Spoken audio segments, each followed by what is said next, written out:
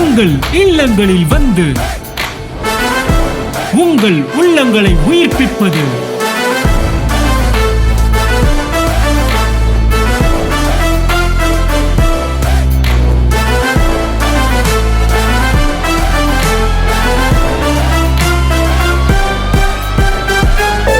உங்கள் channel DJ.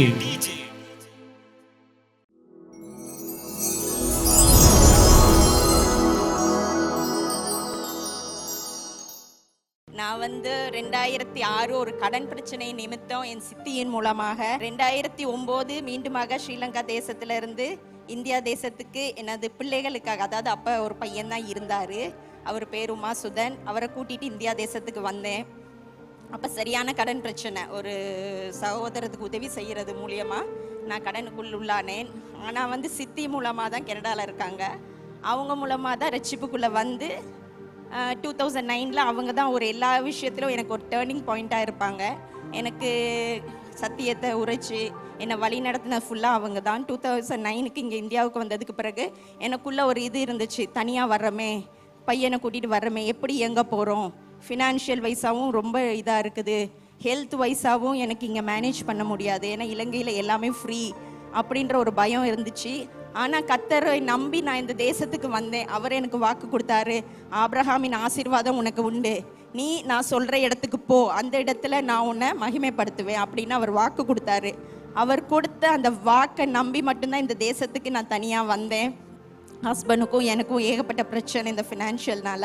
அவர் கட்டார் தேசத்தில் இருக்கார், அவர் ரட்சிக்கப்படாதவர். நான் ரட்சிக்கப்பட்டது, ஞானஸ்தானம் எடுத்தது, சபைக்கு போகிறது எதுவுமே அவருக்கு தெரியாது.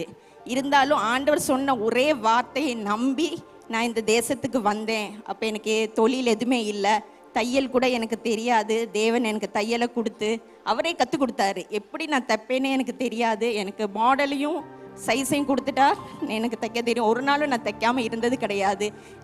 கிட்டத்தட்ட லட்சக்கணக்கு எனக்கு அதில் இன்கம் வந்திருக்கு. ஆனால் இவ்வளோ இன்கம் ஆனால் எனக்கு கடன் பிரச்சனையிலேருந்து எனக்கு ஒரு விடுதலை வரவே இல்லை.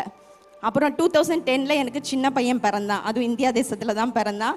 ஆனால் ஹஸ்பண்டோட எந்தவித ஒரு சேர்ந்து இருக்கணும், அவர் அப்ராடில் இருக்கார், போனால் ரட்சிப்புக்குள்ளே நான் இருக்கேன், அவர் ஃபுல்லாக விற்கிறதுல இருக்கிறாரு, என்னைய அதில் வழி நடத்த மாட்டாருன்னு சொல்லியே நான் அவரோட போய் சேர்றதுக்கும் இருக்கிறதுக்குமே அவாய்ட் பண்ணிக்கிட்டே இருப்பேன்.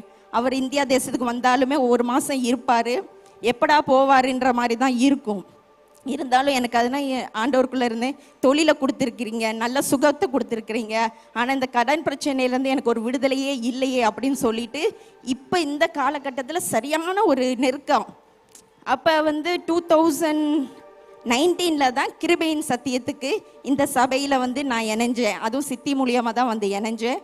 அப்போ இங்கே நான் சத்தியத்தை கேட்டுட்டு இருந்தாலும் எனக்கு ஒரு விடுதலை இல்லையே, சரியான ஒரு கிரவுண்டுக்கு தானே நம்ம வந்திருக்கோம், எதனால் எனக்கு ஒரு விடுதலை இல்லை, இந்த ஃபினான்ஷியலில் மட்டும் திருப்பி நான் அடி வாங்கிக்கிட்டே இருக்கனே. எனக்கு அநேக பேர் உதவி செஞ்சுருக்காங்க, நான் ஒருத்தவங்களுக்கு உதவி செய்ய போனால் அது நிமித்தம் ஃபினான்ஷியலில் தான் எனக்கு அடியாகும். இப்படியே போராடிக்கிட்டே இருக்கிறனே, ஆண்டவரே இதுக்கு என்ன தீர்வு அப்படிங்க நினச்சிட்டு இருக்கும் பொழுது தான் சத்தியம், அறிவீர்கள் சத்தியம் உங்களை விடுதலையாக்கும்ன்ற வசனம் எனக்குள்ளே ஓடிக்கிட்டே இருக்கும். நம்ம சத்தியத்தை கேட்குறோம், ஏன் நம்மளுக்கு ஒரு விடுதலை இல்லை அப்படின்னு இருக்கும்போது தான் ஆண்டவர் சொன்னார், இல்லை நீ சரியான ஒரு இதை ஞானத்தை கேளு, ஆண்டவர்கிட்ட ஞானத்தை கேட்கும்போது அவர் கைட் பண்ணுவார். நீ சரியான டோரை ஓப்பன் பண்ணாதான் மற்றதெல்லாம் உனக்கு டெலிவர் ஆகும்.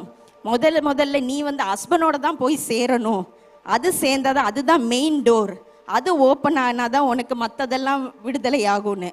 நான் ஃபுல்லாக தைப்பேன். அம்மா இலங்கையில் இருந்தாங்க, இந்தியா தேசத்துக்கு வரணும், எனக்கு ஹெல்ப் பண்ண வர மாட்டேங்கிறாங்கன்னா அவங்களோட ஒரே சண்டை.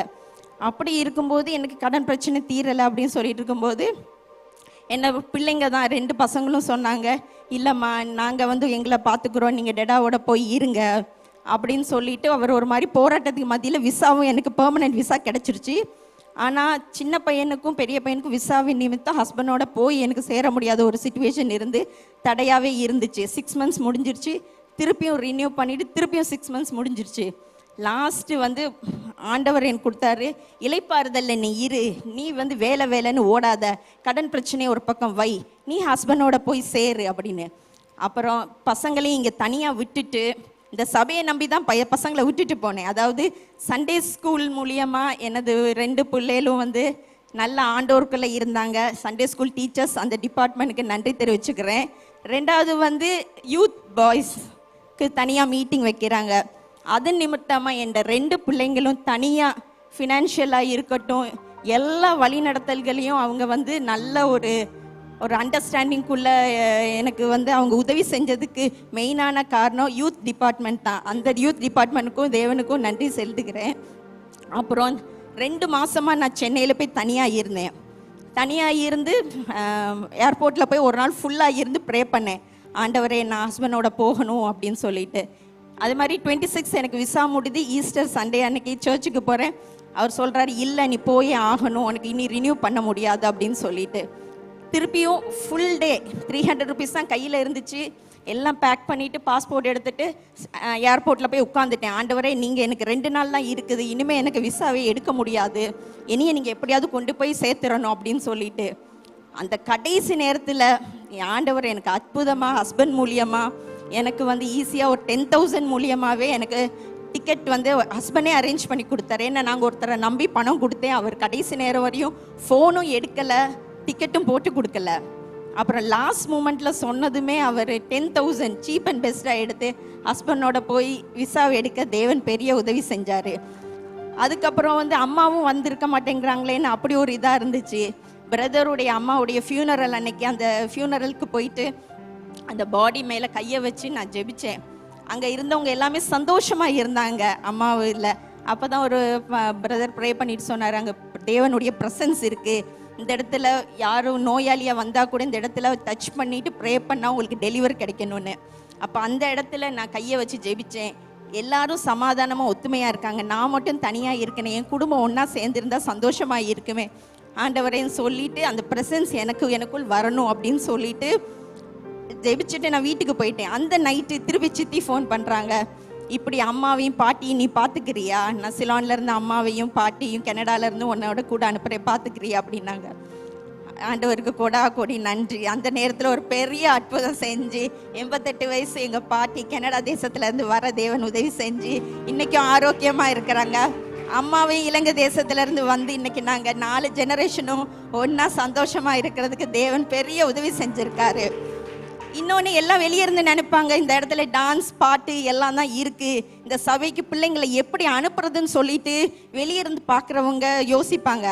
ஆனால் இந்த ஒரு உள்ளுக்குள்ள என்னுடைய பசங்க இருக்கிறதுனால தான் இன்றைக்கி தனியாக ஃபினான்ஷியல் வைஸாக இருக்கட்டும், எந்த ஒரு இதாக இருந்தாலும் அவங்க ஈஸியாக ஹேண்டில் பண்ண முடியுது. அதனால் தயவுசெய்து பெற்றோர்கள் பின்னுக்கு இருந்து நீங்கள் பிள்ளைங்களை எப்படா இந்த சபைக்கு அனுப்புறதுன்னு சொல்லி யோசிக்காமல் தைரியமாக அனுப்புங்க. நல்ல ஒரு சாட்சியான பிள்ளைகளாக எதிர்காலத்தில் வந்து சேருவாங்க. என் தேவன் சீக்கிரத்தில் கடனையும் முடித்து ஹஸ்பண்டோட சாட்சி அந்த இடத்துல வந்து நிறுத்துவாருன்னு நான் இந்த இடத்துல விசுவாசித்து எனக்காக ஜெபிச்ச ப்ரேயர் டீம் எல்லாருக்கும் நன்றி தெரிவிச்சுக்கிறேன். இயேசுவின் நாமத்துக்கே மகிமை உண்டாவதாக.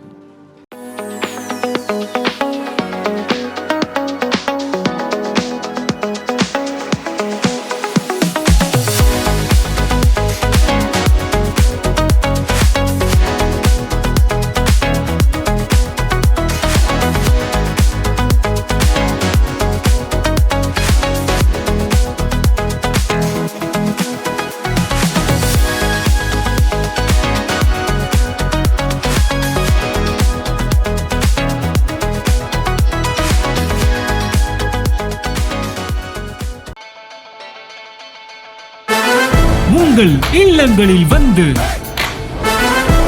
உங்கள் உள்ளங்களை உயிர்ப்பிப்பது